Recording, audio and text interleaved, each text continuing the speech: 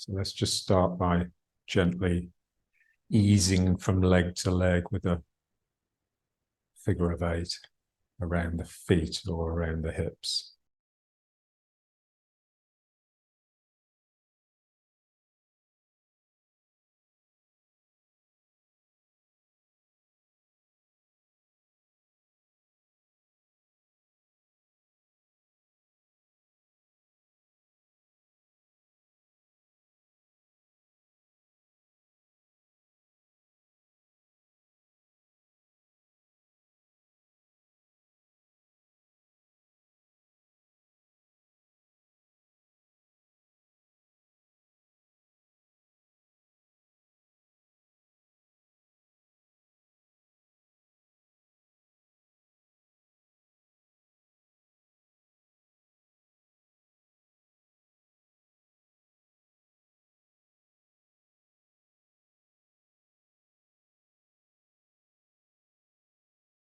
Feel the Dan Chen at the center of the figure of 8.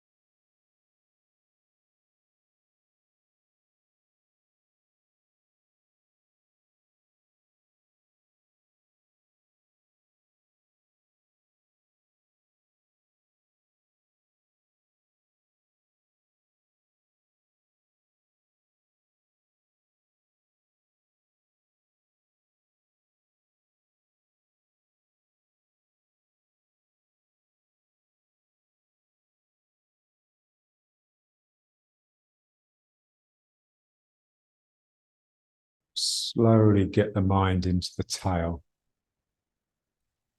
So the figure of 8 comes up, comes into the Dan Chen, and then I just let it come into the sacrum and flow down my tail, which then reaches down. I'm trying to just lengthen and loosen the tail.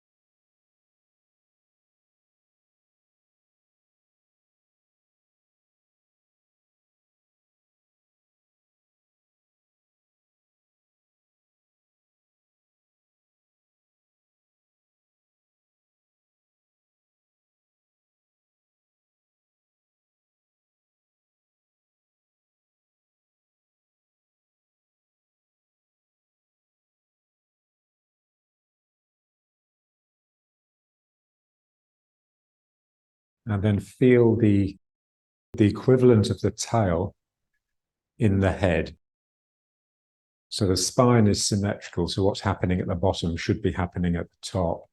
So here I'm taking my tail down the leg and under. In my head, there's almost like a little tail waggling around there as well, which is similarly pointing upwards like this. I sort of catch it here. You can imagine you're bringing the hand into the tail in the head. The tail waggles this way. So you're just making a circuit with the figure of 8 that's catching both the top and the bottom of your spine.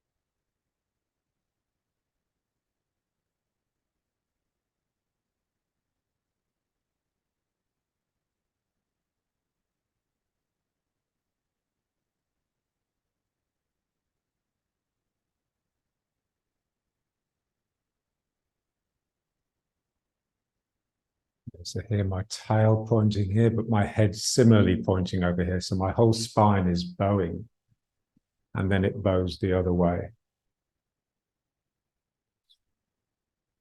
So this is really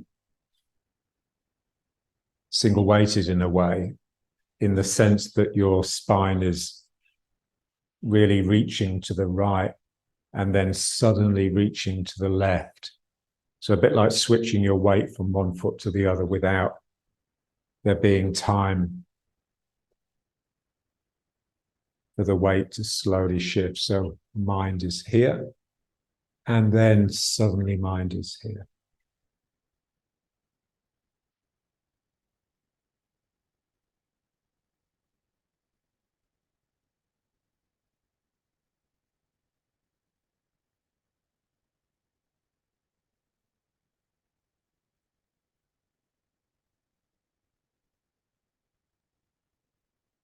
And then start turning the waist a bit more. So you're sort of scanning the whole room. So here I'm reaching behind myself with my hand, but really with my tail. And then here I'm collecting it, and this hand is extending behind.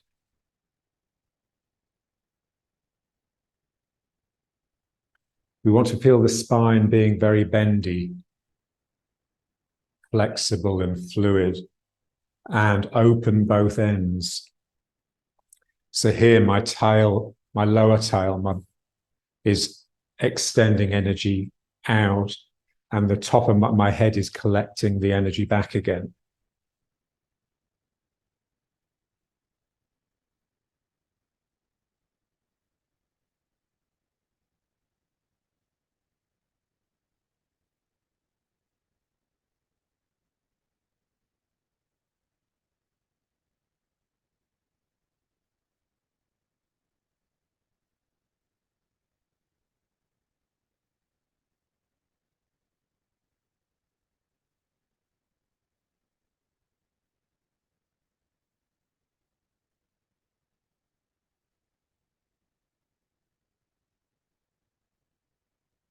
So let's bring it to riding horse. Let it settle down a bit.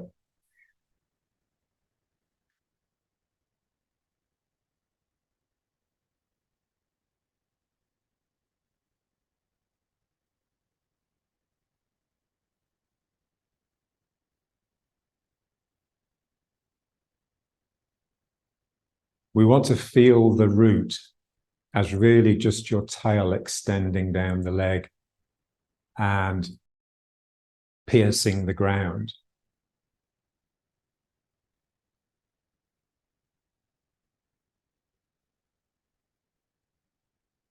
So it's not something that you see so much as something that you create. So what do I have to do with my spirit and my mind to force my tail to unravel and lengthen down the leg? So it's quite different from just seeing the image in your mind. It starts with that, but then you have to engage the spirit to make the imagination become a reality.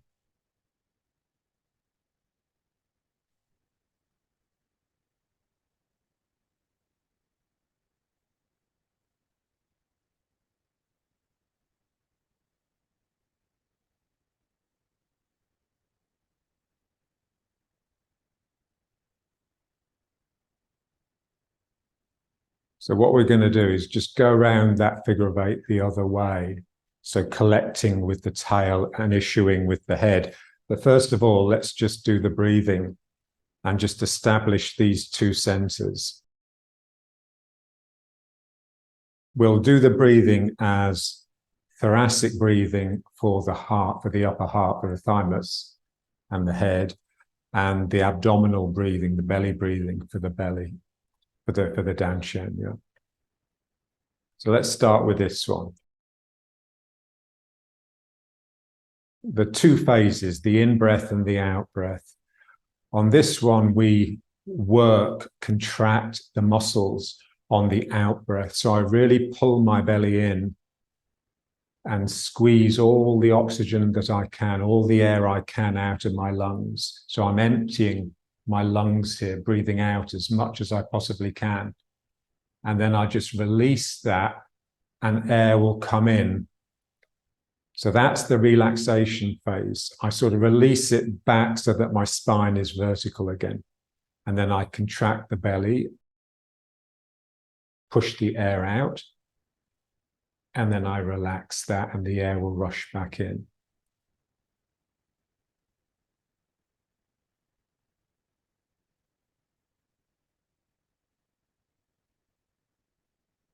So this is an exercise for the Danshan. The Danshan is like a black hole that's drawing everything around it towards it. And it's holding you together.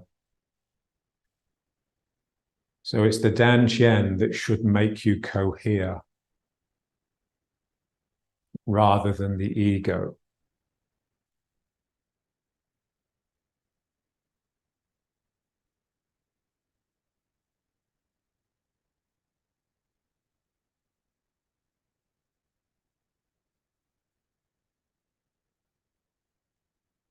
As you draw the belly in, you spread across the lower back. The sacrum, the sacroiliacs at the back are trying to bulge open and the kidneys are swelling. And then you just relax that.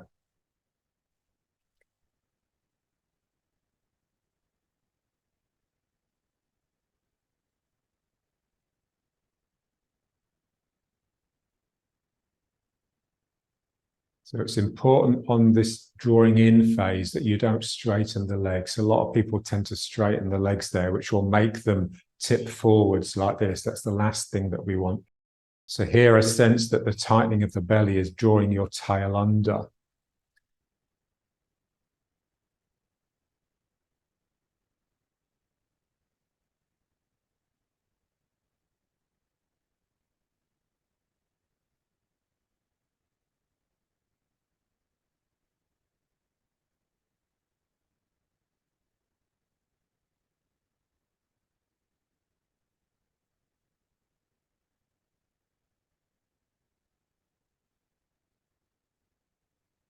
So a sense that you're really packing the Danshan and it's becoming denser, heavier.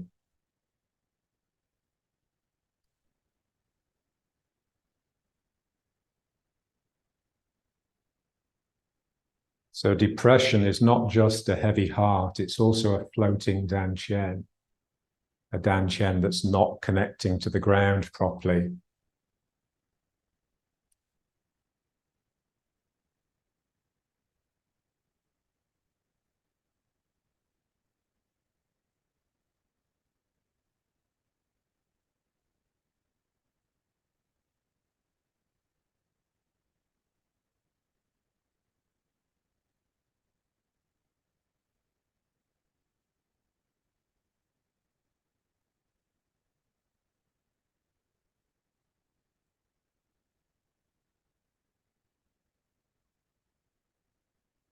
And it's difficult to breathe unless you do the pursed lip breathing. So unless you're breathing through the small hole.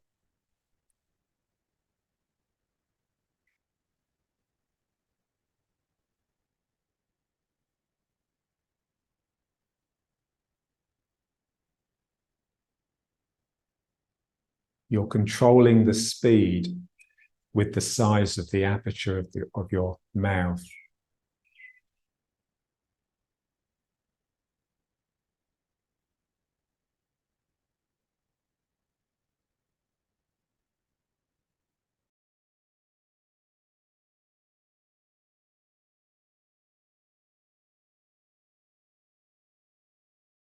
So bring it in like this and then let it go down the legs and then lift as you breathe in.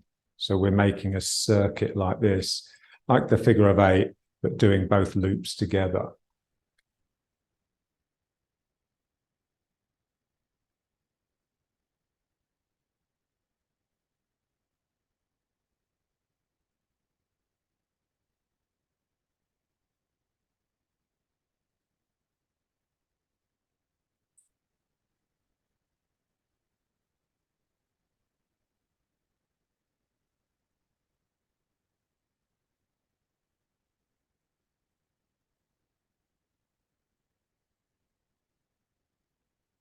And then just getting the 2 arms just to wobble a little bit. So they're not quite in phase. There's a bit of a wriggle going on in your spine. So the only way these 2 arms would really be in phase is if you were locking them together with your mind. So this is what we want to get away from.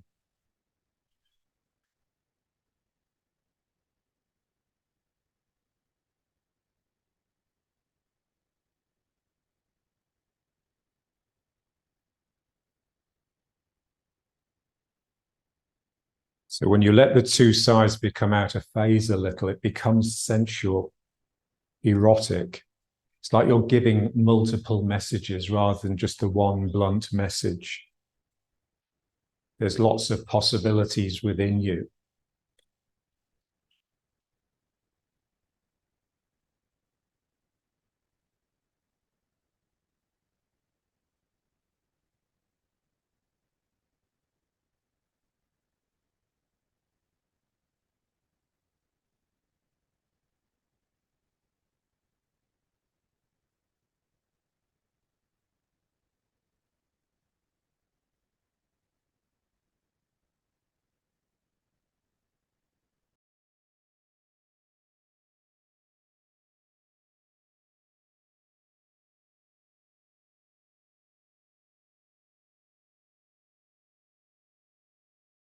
Now let's try the chest breathing.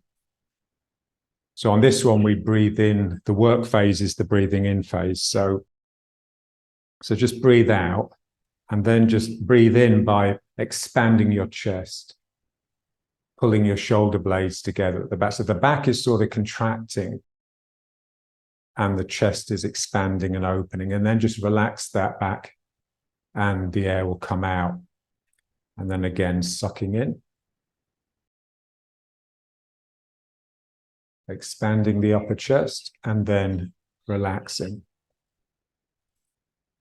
You just have the mind in the thymus. So if the Danshen is like a black hole that's pulling everything into it, this is like a sun or a star that's shining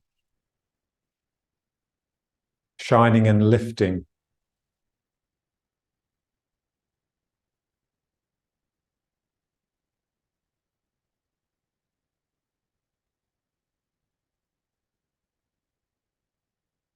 And we want that shining to come up into the head as well.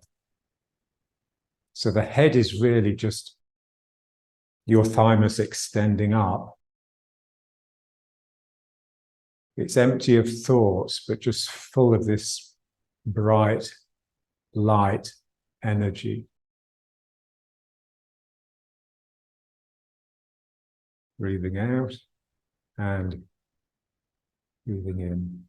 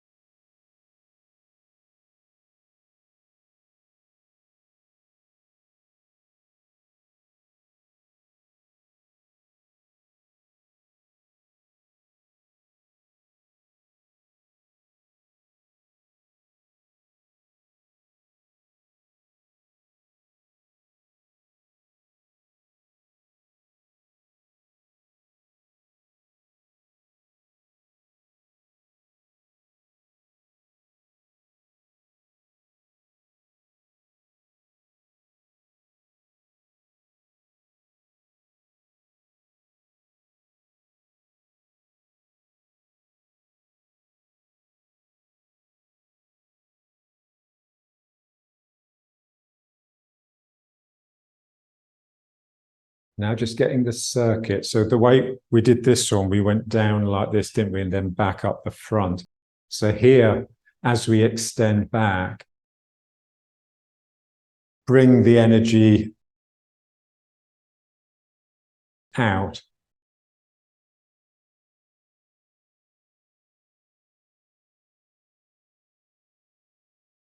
So here it's as though it's coming out of the back and over the head. And then here it's coming into the chest. And then out of the back and over the head. Like you're taking off a t-shirt or something. So out of the back heart. Over the top and into the front heart.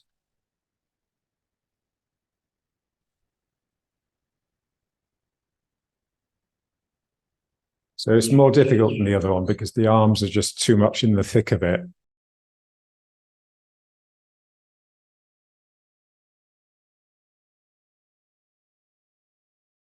So it's easier when you just do them sort of one at a time.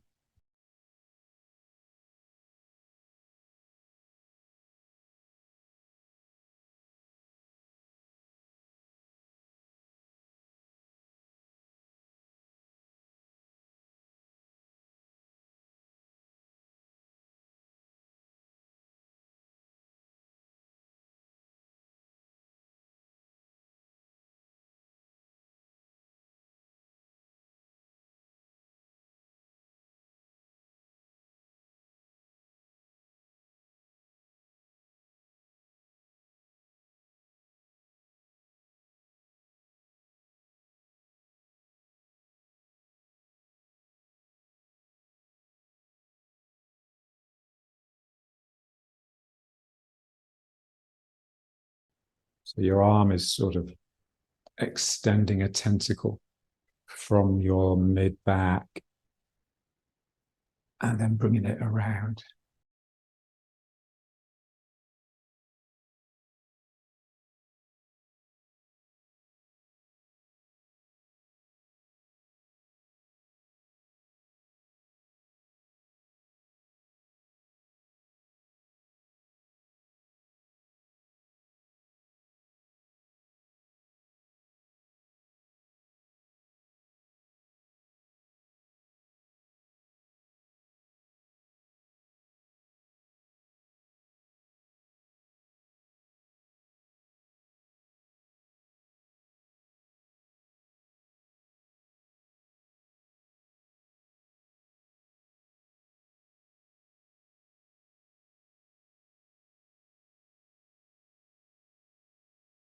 Put the two breathings together now. So expanding the chest to breathe in, and then just relaxing that and deflating a little bit to breathe out. And then a slight pause before you then do the belly, sucking the belly in, exhaling completely, relaxing, some air will come in, and then expanding the chest to make the lungs fill as much as possible, and then relax that, and then tighten the belly to expel as much air as possible, and then relax. And if you do a little pause before you do the next phase, it just clarifies it. Expand, contract, and really squeeze everything out and relax. Expand, relax, contract, relax.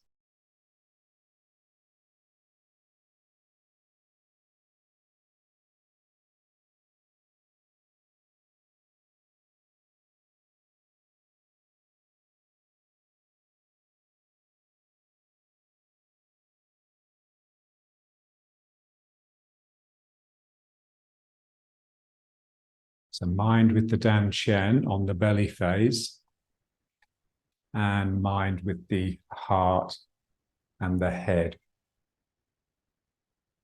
So this whole region is glowing. And then this whole region is dark and heavy.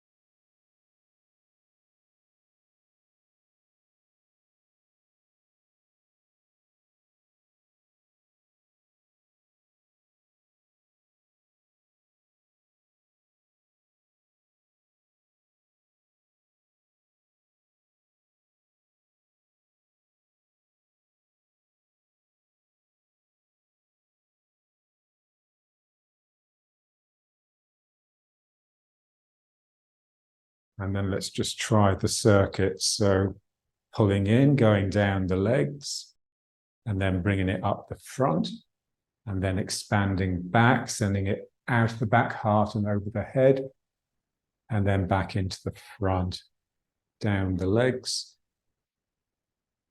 up the front on that relaxing in-breath, into the heart, out of the back and up behind you on the strong in-breath, and then over the top.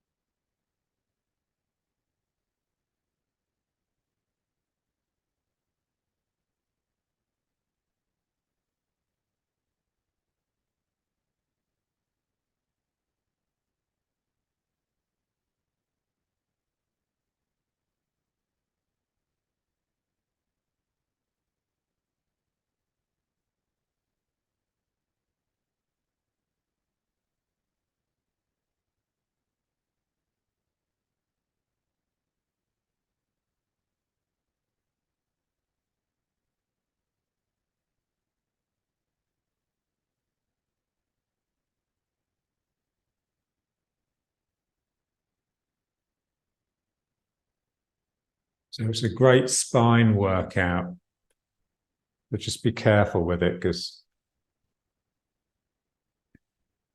it's easy to hurt yourself.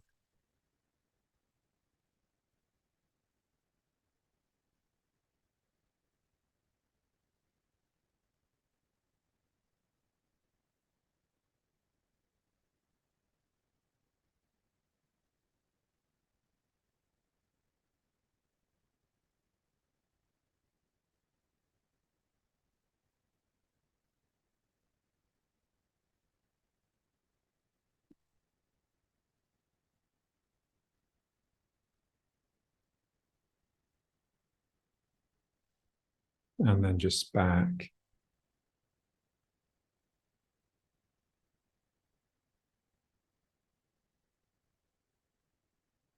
Dan Chen really together and heavy.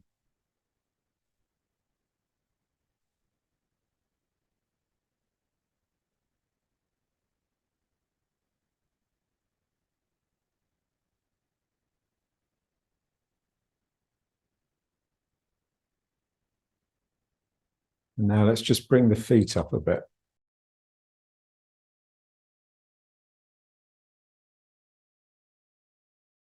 Just coming off the heels, so lifting the heels up. And just try and keep the sacrum loose and hanging down through that. So no sense that the lifting of the heels is pushing your sacrum up and out. And then just relax back again into the heels. Let the heels really go down. And then just rock forwards onto the toes and lift the heels.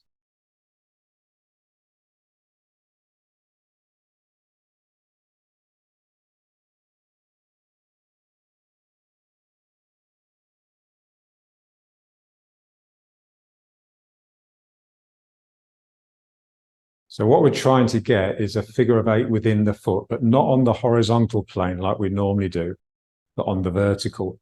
So this feeling that your toes are like claws and your heel is like the back claw, like the back talon of the eagle when it like holds a branch. My heel is going back and down under the ground. And then when I rock into the front of the foot, it's coming up and through the toes like this. And then when I bring the heel down, it's coming up the instep, and then I push down, and then it comes up the middle of the foot and down the toes.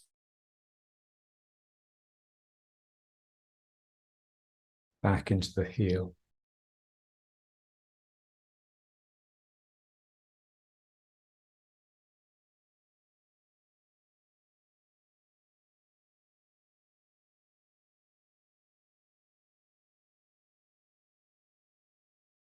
So the balance is difficult, but it also, it wakes the spirit up. It has to get a little bit fierce just to be able to concentrate on it. So I'm going down like this, under, and then it comes up the middle of my foot, and then it goes down the heel behind me.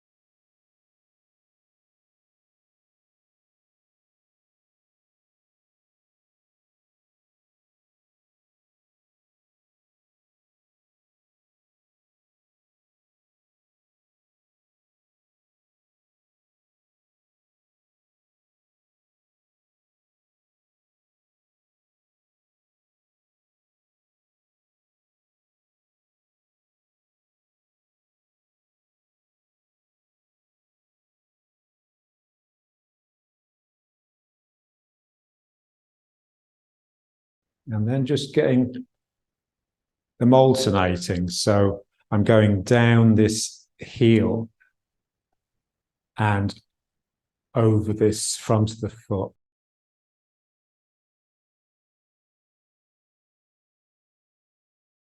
The two figures of eights are alternating within the feet.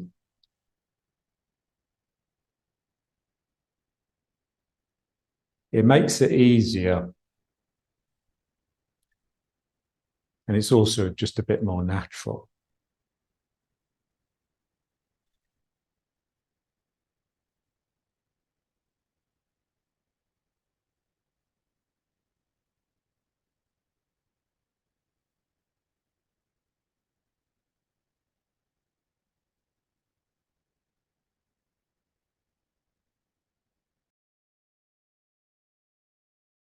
Feel what's happening in the tail.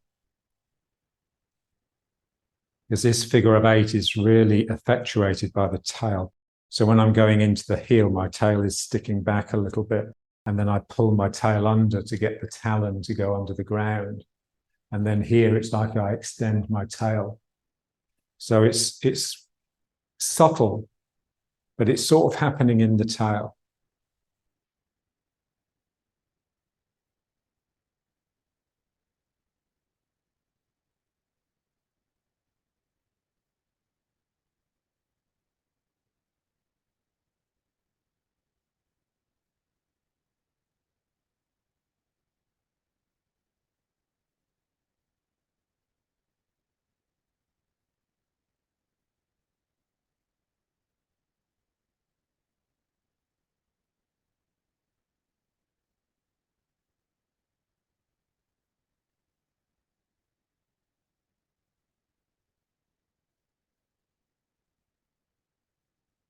So when we do the figure eight in the foot in order to step, it's really this, but it sort of flattens out because we tend to not have this sort of pumping going on so much, but it's really this action. So this would be my toes hitting the ground as I step, and this would be me pulling back into the heel and the heel digging down as I put my weight into the foot.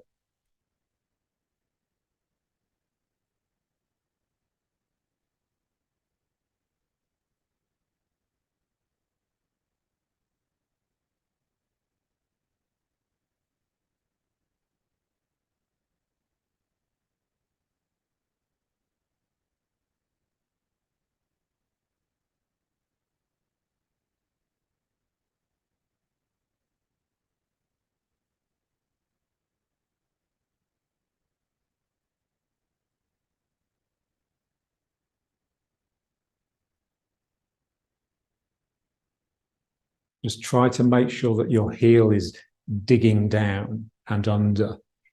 It reaches back, it digs down, and it pulls under and forwards.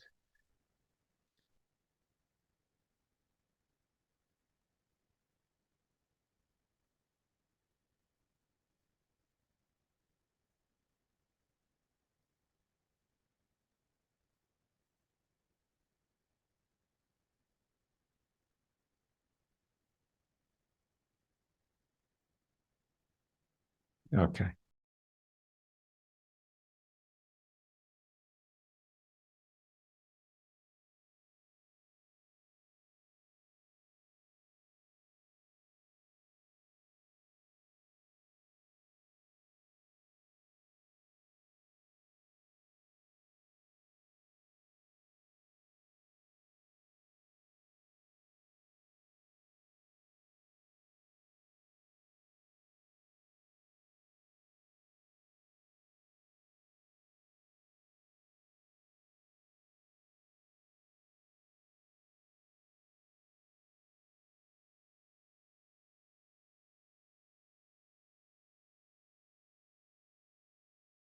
Let's try a bit of the full and empty.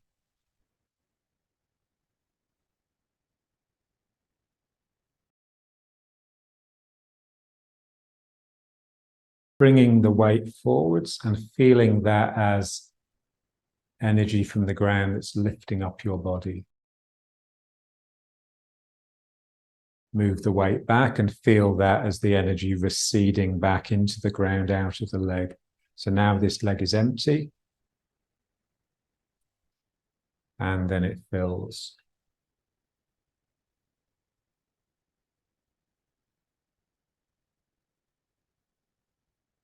So my leg needs to be strong enough to support me, but also relaxed enough to allow this energy to flow within it. Something's coming up. And then something's receding. And then just get the back leg involved as well.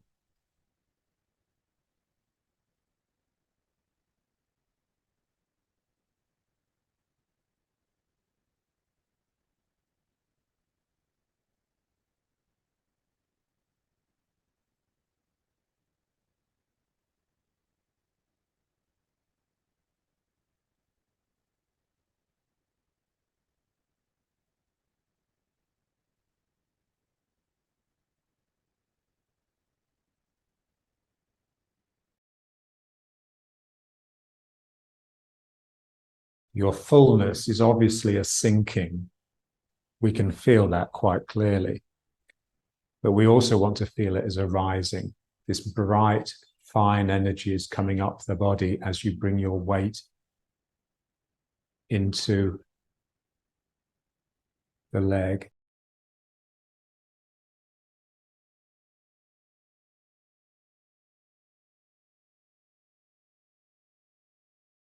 But we want to feel it not just as the legs becoming strong, but as a flow upwards.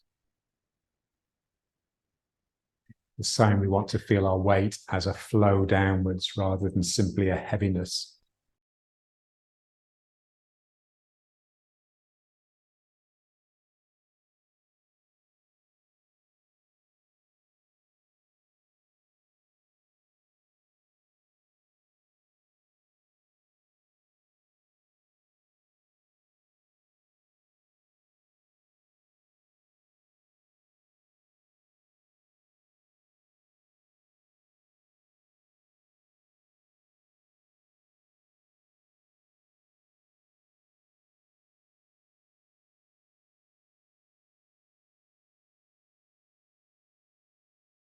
Really release across the sacrum, so the two sides of your body can almost be separate.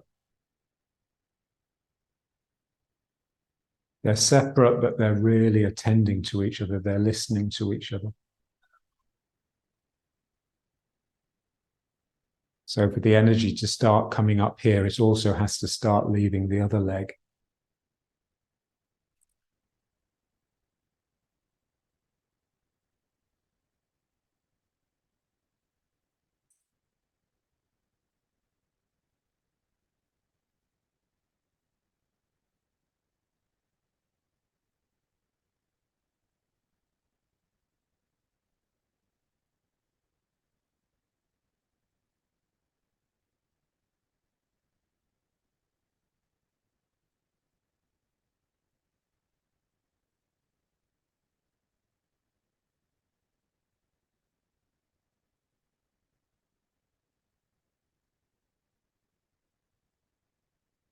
And remember, the energy starts when the mind stops. So my mind is simply attending, it's listening and watching with utmost care, like with a microscope. It's just watching every millimeter, every detail.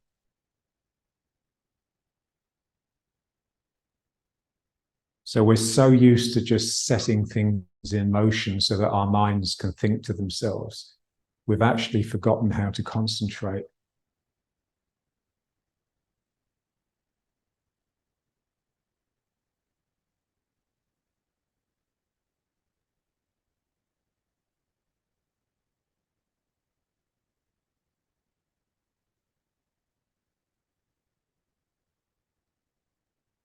So no momentum, nothing carries it through except your attention.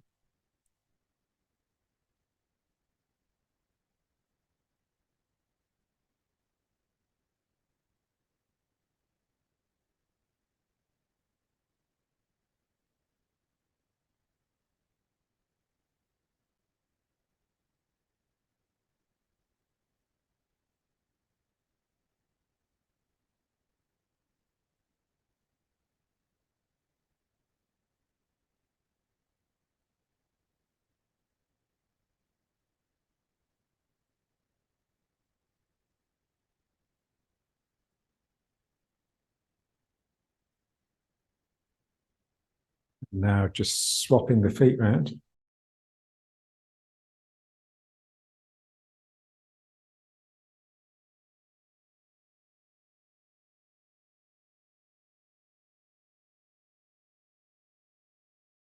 I'm using my weight transfer to beckon something up out of the ground.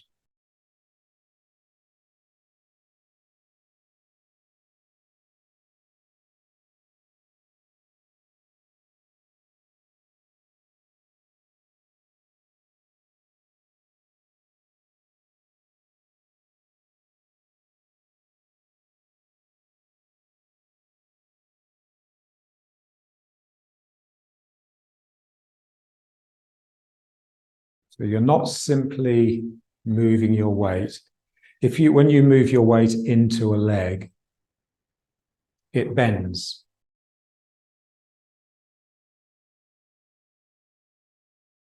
So here the leg becomes straight because it's lost its energy, it's emptied. But then as it fills up, it also bends, it becomes round. And now it becomes straight. And now it becomes round. Straight.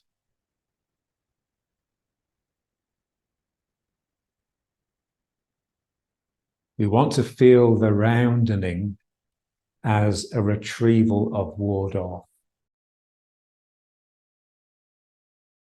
It's like the Madonna, the mother holding the child.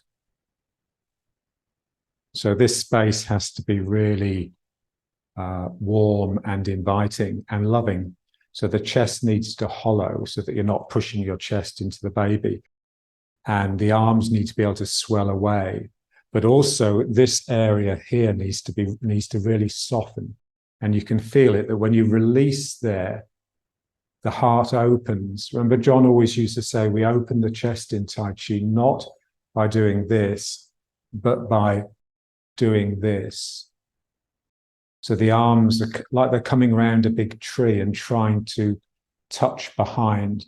So these spaces here become very open. We want to feel that in the leg as well. So when I come forwards and fill the leg, this pocket here is really softening and opening.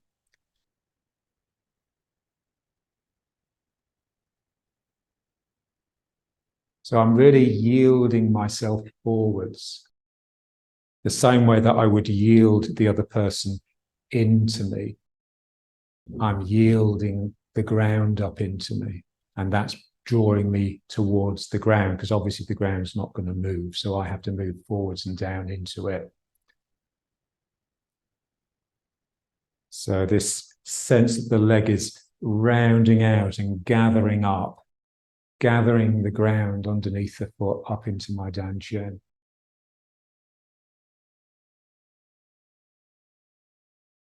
And then just getting the other leg involved. So again, this one has to round out like that.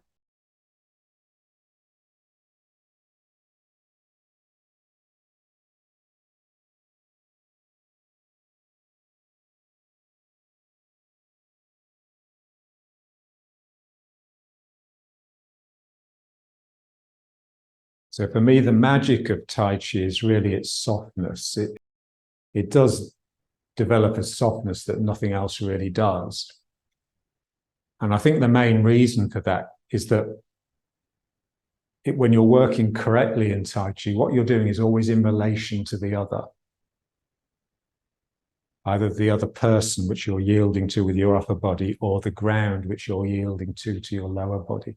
So I'm not simply doing an exercise which involves bending my leg. I'm really opening up and allowing the ground to come up into me. So you're always opening, making space, not to develop your own energy, but to connect better with the other person. So Tai Chi is all about connection.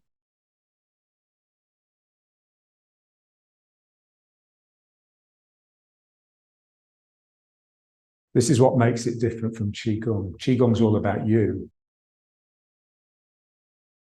The same as, running, and maybe if your energy is in better shape, you have more to give, but it's not an exercise in giving. Qigong and basically everything else, yoga.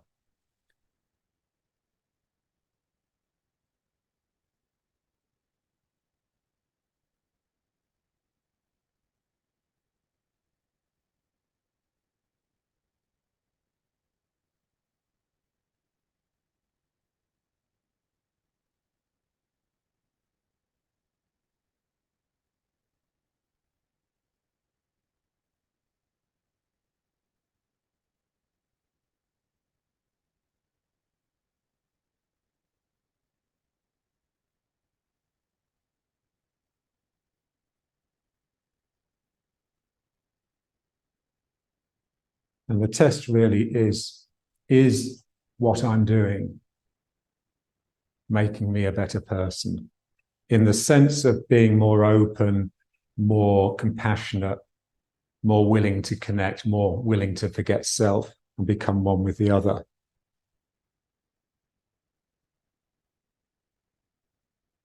And as John used to say, if it's not making you a better person, then you may as well do something else. You're wasting your time.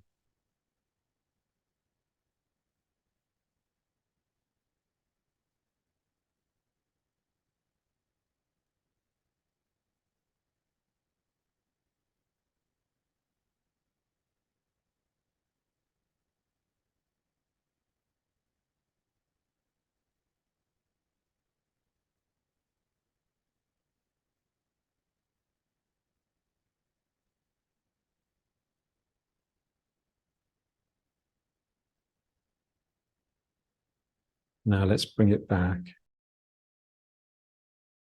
Heels out. You just want to feel the absolute necessity of that. Now let's just try just a little bit of this swinging the hips. Just be careful with this, because you can really hurt yourself, especially in the sacroiliacs. So just tipping the hips this way. Thinking in terms of waggling your tail, I'm swinging my tail out here, and then I'm swinging my tail out here.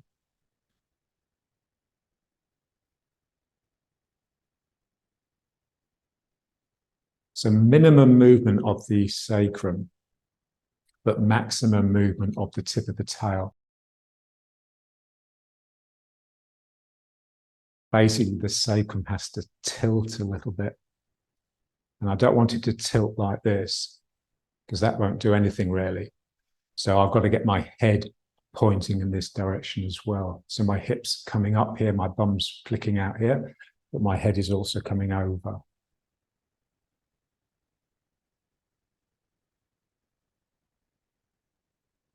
And just really keep the legs bent and just feel it.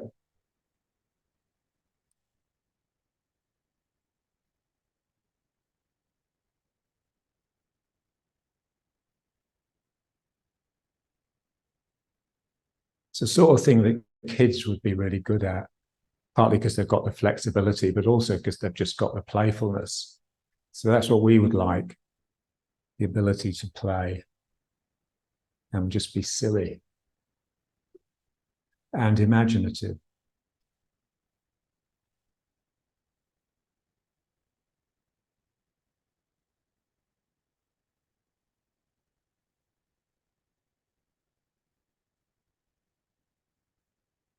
Finding that part of the mind that is responsible for your tail. Where is your tail in your mind? It is like a playful naughtiness. So it's like here, ooh. Sort of thing that John was just so good at because he just had that imagination. Very Celtic.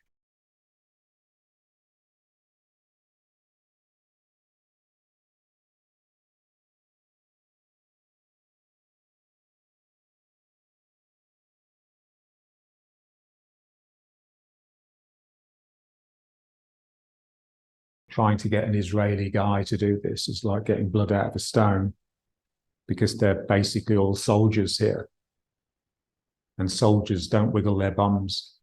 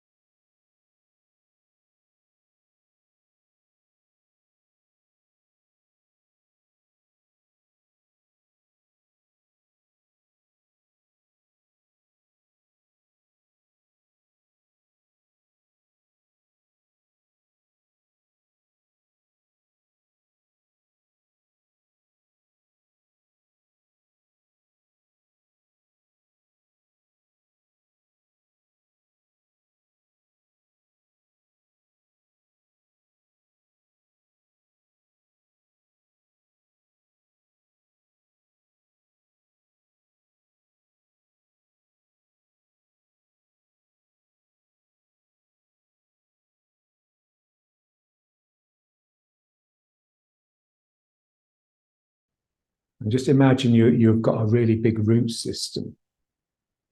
So really your roots start here. So always imagine that your legs are in the ground rather than on it. So there's like a really big root system here. And it's the energy from your tail that's encouraging your roots to dendritically grow. When roots grow, if you see it like time lapse, they sort of wriggle around the stones and the gravel. It's amazing. They're alive.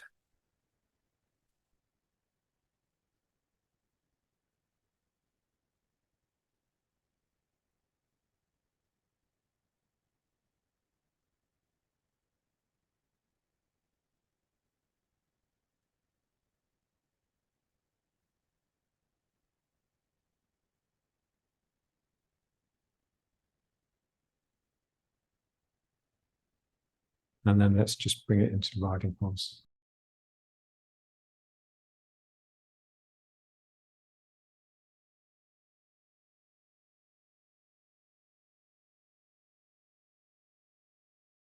So central equilibrium, sink and relax. You can just really think of that as central equilibrium. So just letting, it's like it's water flowing down. So imagine you're standing like here, the ground is dry, it's sandy. And so if you tip water on that, the water just disappears into it. So there's this sense that there's this water flowing down through your body. It's just being soaked into the ground. Is being sucked up by the ground. The ground is sucking you down, sucking your moisture down. But it's also like giving off this heat, this fine, misty, it's like it's particulate, but very, very fine powder. And that's sort of just drifting like a smoke, and that's sort of coming up through you.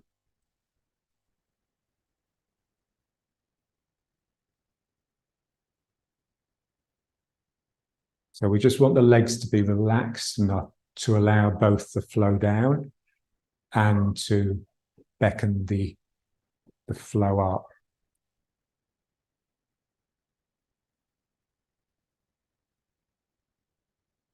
And now just bringing the weight into the foot by using the tail. Again, like I'm just doing this exercise of flicking my hip out, just very softly, but I sort of roll behind and just let my tail extend down the leg in order to lift up this foot.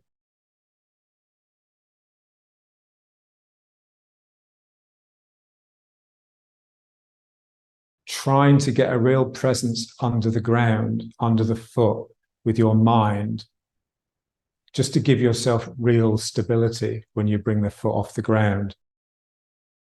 Flick my hip out and down.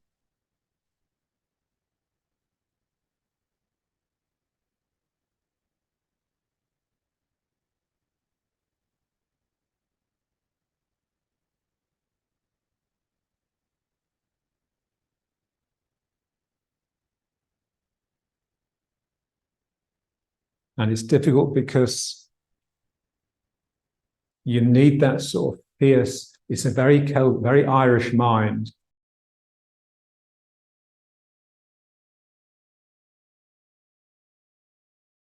I went to the Church of the Transfiguration yesterday on Mount Tabor with Sayala, and she was just saying the Irish are the softest on the planet, but they're also the hardest. So it's like they've got that fierce spirit that can really make things happen, can really extend parts of their body. So here I just want my tail to really unravel. But it's not an unraveling that happens by itself. You really have to force it to extend down the leg. And for that, your mind really needs to contract into a small enough tube so that the pressure going down that tube can be really intense.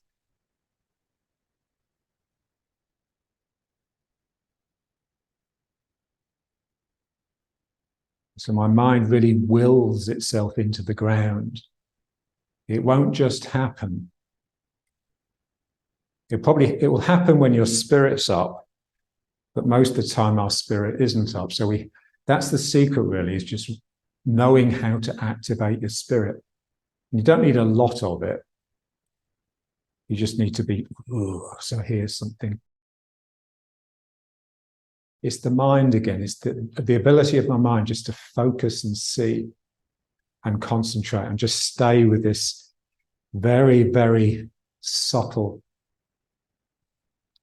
detail for as long as necessary.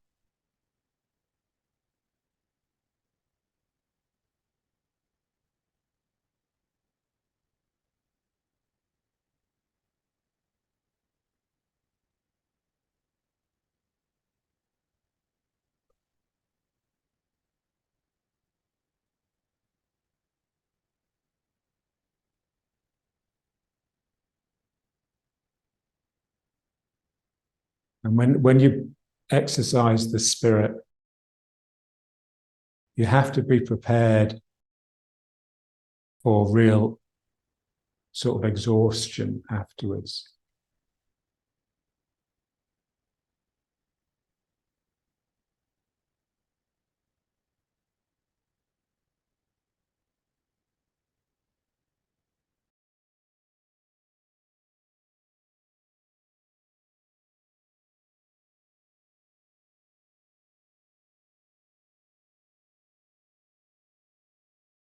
I want to do the form in such a way that it requires absolute intense concentration for me to get any sense of doing it right. So no sense of going through the motions, drifting through a form, knocking them out one by one. So that's okay when you're beginning, because you have to work. But once you've learned how to just keep your mind, control your mind, and just see where the energy needs to go, then that's what you need to keep going.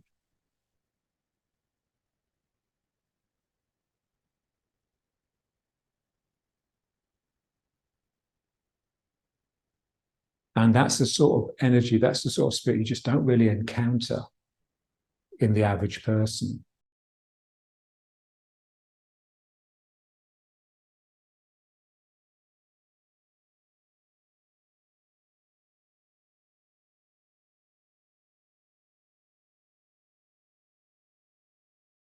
So the sort of people that would have it would be like performers, musicians, and where they have to keep it going and have to stay on the job because it's in real time. Not like poets and artists who can sort of take a break and then come back to the canvas and no one knows. My tail is reaching down and pulling me. I'm being pulled down by the activity in my tail, the hunger in my tail for the nourishment of the earth.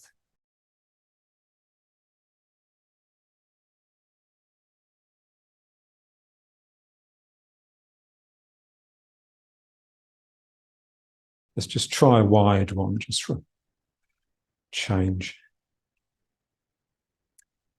So what I find is that we're sort of sinking quite low now, and the only way you'll do it is if you're comfortable close to the ground. So if it's a struggle, then you just won't do it. It's like John used to say, the only way you're really going to practice something is if you really enjoy it. So we need to just really get used to being low.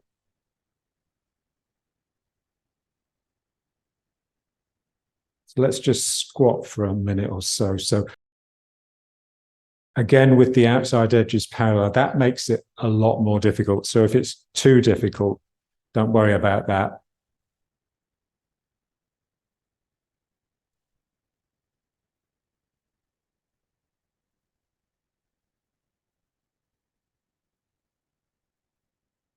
So having the heels out when you go down really gives shape to the foot. So the instep is really strong here. The arch is really pulling off the ground. So I have to drive down with my big toes just to keep them on the ground.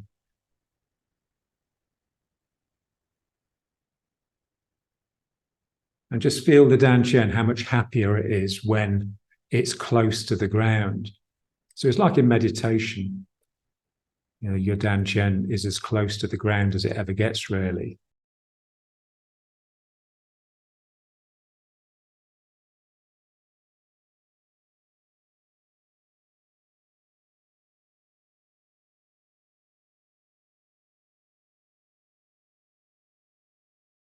Come off the heels and just bring some weight over the arms.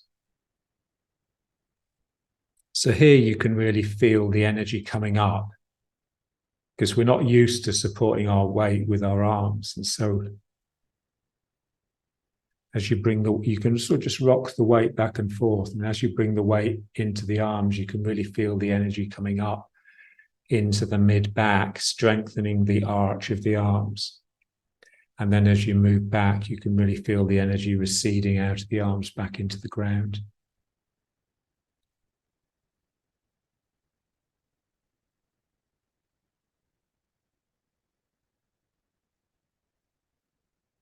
And if you can't feel it, then imagine it. And it's not an imagination of the mind, really, that we're trying to develop. That would be more like fantasy. That's the imagination that John used to really hate. It's like the imagination in the heart. You've got to feel it rather than see it.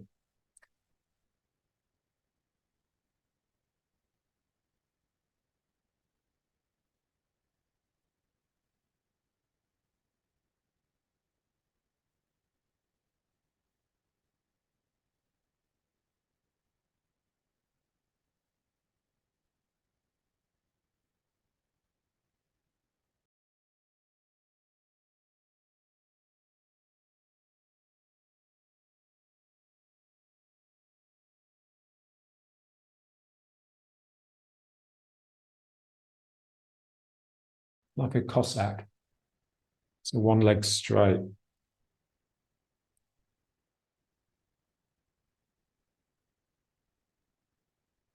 I just use both elbows to keep my legs apart, to squeeze my legs apart.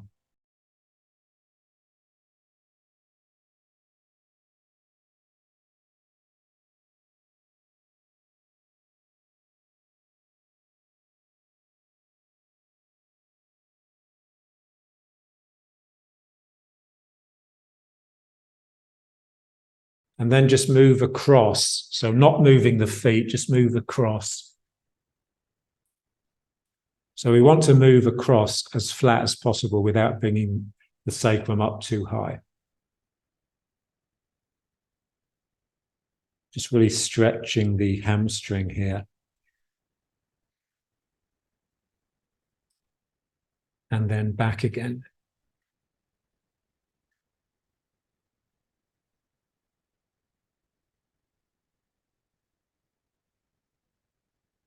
So this is the sort of thing that we need to be comfortable with if we want to get into a reasonably sunk Tai Chi posture.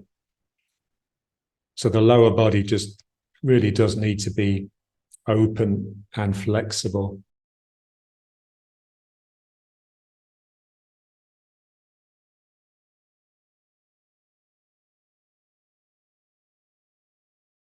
And then back.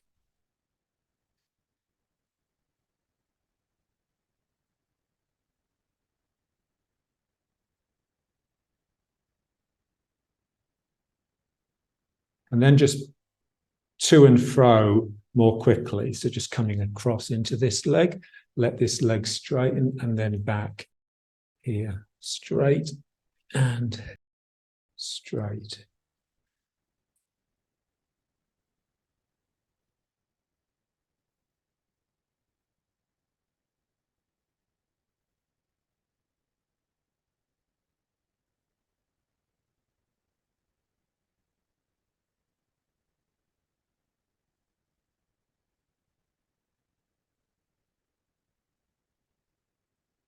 So I normally do these when I've finished meditating, because the legs tend to go to sleep when you meditate cross-legged.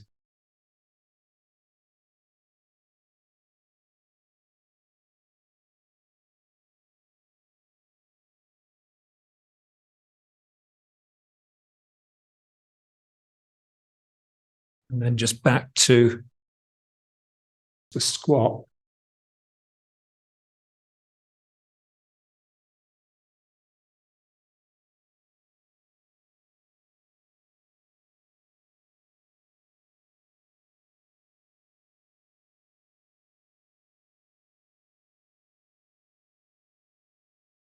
And then just back up. So let's go back into the wide one.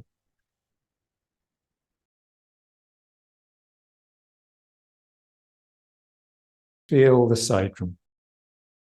So we can just tip the tail. I can just point my tail down here, and I'm now connecting to this heel. And the spine will want to sort of do this. And then I can just tip the tail this way, down this leg, and my spine will want to rock like that.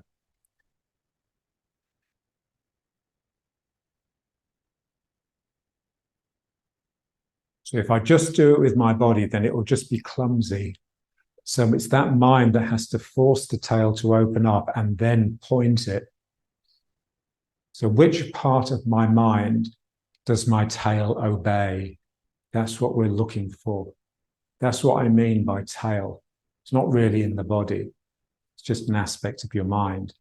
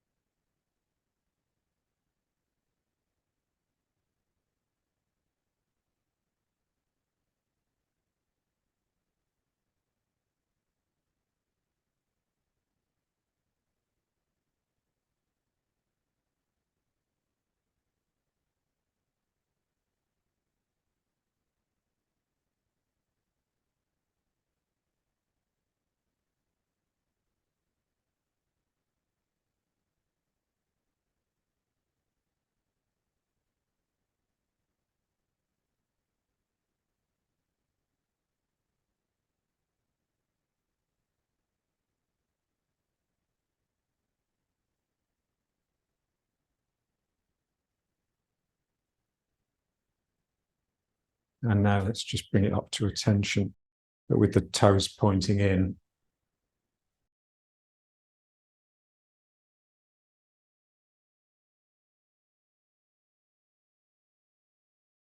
Still the mind in the tail.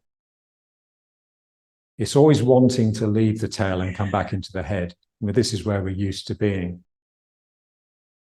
The tail is really the part of the spine that's furthest from that. So it's going to have a quality of mind that's very unusual, that we're not familiar with. This is what makes it difficult. Sometimes you get it, sometimes you can't. Any anxiety at all, and it just won't happen.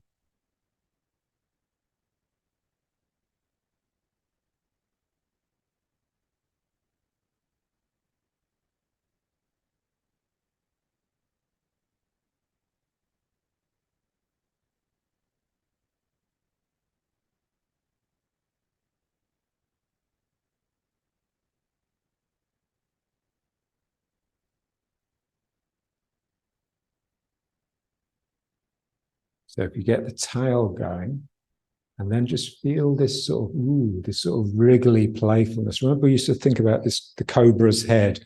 John used to call the ankh, or the onk, like the loop at the top of the Egyptian cross.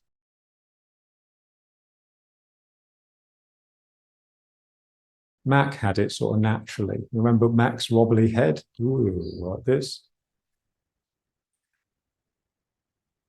So a sense that there's something up here that has like a life of its own, the same as we want this to feel like it has a life of its own. But just feel how hard you have to work to wake the tail up. I suspect it's the same with this.